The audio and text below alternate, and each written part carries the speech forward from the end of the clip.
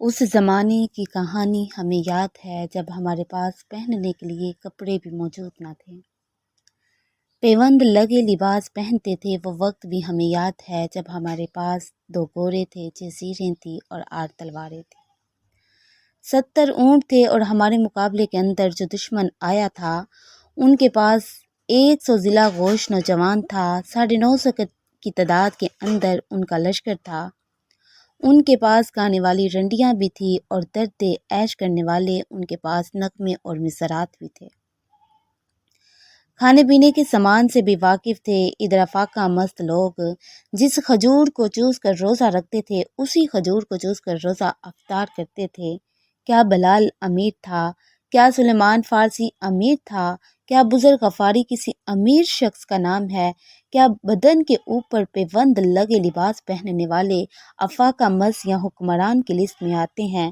ہمیں تو وہ کہانی بھی اسلام کی غربت کی یاد دلاتی ہے کہ جب احد کے اندر 70 شہیدوں کی لاشیں پڑے ہوئے ہیں تو حضرت صفیہ حضور کی پھوپھی اپنے بھائی حمزہ کے لیے 2 چادریں لے کر کفن کی آتی ہیں، تو حضور علیہ السلام نے فرمایا کہ جس قبر میں حمزہ کو دفن کیا جائے اس قبر میں مصعب بن عمیر کو بھی کفن دیا جائے اور دفن کیا جائے، اور فرمایا میرے چچا کے لیے اس کی بہن جو میری پھپھو 2 چادریں لائی ہیں اس میں سے ایک چادر مصعب بن عمیر کو دی جائے۔ مصعب بن عمیر کون ہے؟ تاریخ پڑھو، یہ کتنی دل آویز تاریخ ہے۔ مکے کی ایک امیر ترین خاتون ہے جس کے بیٹے کا نام مصعب بن عمیر ہے، اور وہ اپنے بیٹے کو اتنا خوبصورت لباس پہناتی ہے، اتنی خوبصورت خوشبو لگاتی ہے، اتنی خوبصورت عطر لگاتی ہے کہ مصعب بن عمیر جن گلیوں سے گزرتے تھے وہ گلیاں دیر تک مہکتی رہتی تھی۔ لوگ کہتے تھے کہ یہاں سے مصعب بن عمیر گزر کر گیا ہوگا، اس لیے گلیاں مہک رہی ہیں۔ اچھا، مصعب بن عمیر پر نظر پڑتی ہے جب میرے محمد کی، تو مصعب بن عمیر حضور کی زلفوں کا قاصر ہو جاتا ہے۔ ماں کافرہ ہے، پتہ جب چلتا ہے تو اس کا لباس بھی چھین لیتی ہے، سہولتیں اور آسودگیاں بھی واپس لے لیتی ہے۔ پھر وقت بھی آیا، مصعب بن عمیر حبشہ کی جانب سے ہجرت کر کے جاتے ہیں۔ مکے کے حالات کچھ ذرا خوشگوار نظر آئے تو وہ حبشہ سے جب مکہ کی طرف واپس پلٹے، ان کے بدن پر جو چادر تھی وہ جگہ جگہ سے پھٹی تھی۔ میرے آقا نے دیکھا، حضور کی آنکھوں میں آنسو ٹپکنے لگے کہ یہ وہی مصعب بن عمیر ہے جو اتنا خوش پوش تھا، جو میں نے پورے مکے میں اتنا خوبصورت لباس پہنتے کسی کو نہیں دیکھا تھا۔ مصعب بن عمیر کو جو پہننے کے لیے چادر میسر ہے وہ بھی جگہ جگہ سے پھٹی ہے۔ یہ اسلام کی غربت کی کہانی ہے، اور آج احد میں یہی مصعب بن عمیر شہید ہو جاتے ہیں اور ان کے لیے کفن بھی آج دستیاب نہیں ہے۔ حضور نے کہا جو میرے چچا کے لیے 2 چادریں لائی ہیں ان میں سے ایک کا کفن مصعب کو دے دو اور دوسری چادر سے کفن میرے چچا کو دے دیا جائے۔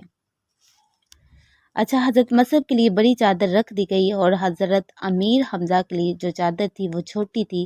اگر سر ڈھانپتے تو پاؤں ننگے ہو جاتے، اگر پاؤں ڈھانپتے تو سر ننگا ہو جاتا۔ حضور نے فرمایا میرے چچا کا سر ڈھانپ دو اور پاؤں کے اوپر اسخر نامی گھاس ڈال دو۔ میں اسلام کی غربت نام کی کہانی آپ کو سنا رہی ہوں۔ جب میرے حضور کے چچا کے لیے پورے کفن کا ٹکڑا بھی دستیاب نہیں تھا، اسلام اس وقت بھی عزت پا گیا، اسلام اس وقت بھی ذلیل نہیں تھا، اسلام اس وقت بھی سر بلند تھا، اسلام اس وقت بھی عزتوں کے مقصد میں تھا۔ یہ اسلام کا وہ دور ہے جب حضور نبی کریم صلی اللہ علیہ وسلم مسجد نبوی سے باہر نکلتے ہیں تو آگے حضرت عمر ابو بکر وہاں کھڑے ہیں۔ حضور نے پوچھا، عمر ابو بکر اس وقت کیوں کھڑے ہو؟ عرض کی، حضور بھوک نڈال نے ٹکنے نہیں دیا۔ ہم نے چاہا حضور کا چہرہ دیکھ لیں تو کچھ پیاس بجھ جائے، کچھ بھوک مٹ جائے۔ حضور نے فرمایا میرا حال بھی یہی ہے، جس چیز نے تجھے گھروں سے نکالا ہے وہی چیز مجھے گھر سے نکال لائی ہے۔ چلتے ہوئے ابو ایوب انصاری کے گھر سے گزرے، قریب سے گزرے، حضور کی خوشبو پا کر وہ باہر آگے۔ عرض کی، بندہ نواز آج آپ میرے مہمان نہیں بنتے؟ تو حضور نے کہا تمہاری مرضی۔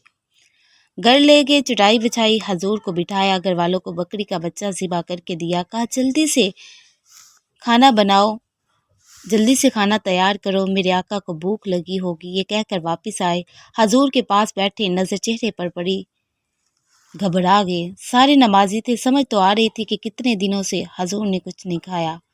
اٹھ کے باغ میں چلے گئے، کھجور کا گوشہ توڑ کر حضور کے سامنے رکھ دیا۔ کہا بندہ نواز، جب تک کھانا نہیں تیار ہوتا یہ کھجور تناول فرمائیں۔